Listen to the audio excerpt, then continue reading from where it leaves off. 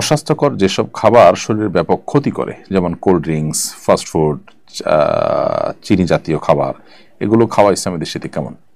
দেখুন, কিছু খাবার আছে যেগুলোর প্রত্যক্ষ এবং সরাসরি ক্ষতির মুখোমুখি হই আমরা, সেসব খাবার খাওয়া মাকরুহ বলেছেন উলামা ইকরাম।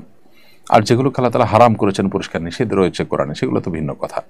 কোরআন সুন্নাহ পরিষ্কার নিষিদ্ধ থাকলে সেগুলো তো খাওয়া নিষেধই, কিন্তু যেগুলোর পরে সরাসরি নিষেধাজ্ঞা নাই, কিন্তু সেগুলো খেলে আমাদের ক্ষতি সাধন হবে। ধরা যাক আপনি একটা খাবার একটু দুর্গন্ধযুক্ত হয়ে গেছে, কিছুটা নষ্ট হয়েছে, এটা খেলে আপনার এখন পেট খারাপ হতে পারে, তাহলে আপনার জন্য এটা খাওয়া মাকরুহ।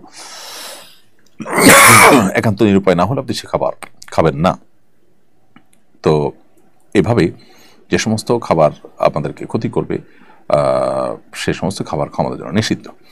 তবে যেগুলোর ক্ষতিটা একেবারে তাৎক্ষণিক বা প্রত্যক্ষভাবে নয়, বরং পরোক্ষভাবে মানে ধীরে ধীরে ক্ষতি সাধন করে, সে সমস্ত খাবারের মধ্যে ভালো মন্দ যদি দুই দিকই থাকে, তাহলে সেক্ষেত্রে সে সমস্ত খাবার খাওয়া জায়েজ হলো, সেগুলো অ্যাভয়েড করা উত্তম।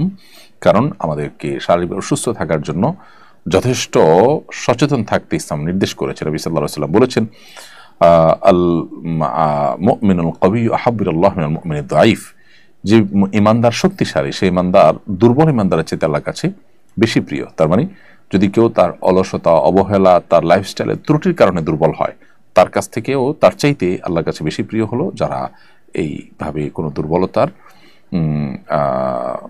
সুযোগ দেননি, অর্থাৎ নিজেদেরকে শক্তি এবং সমর্থবান রেখেছেন, শক্ত এবং সমর্থবান রেখেছেন। হ্যাঁ, কেউ এমনিতেই চেষ্টা করার পরও তিনি দুর্বল, অসুস্থ, তো এখানে তার ইচ্ছার বাইরে যদি হয় তাহলে তিনি এর মধ্যে পড়বেন না।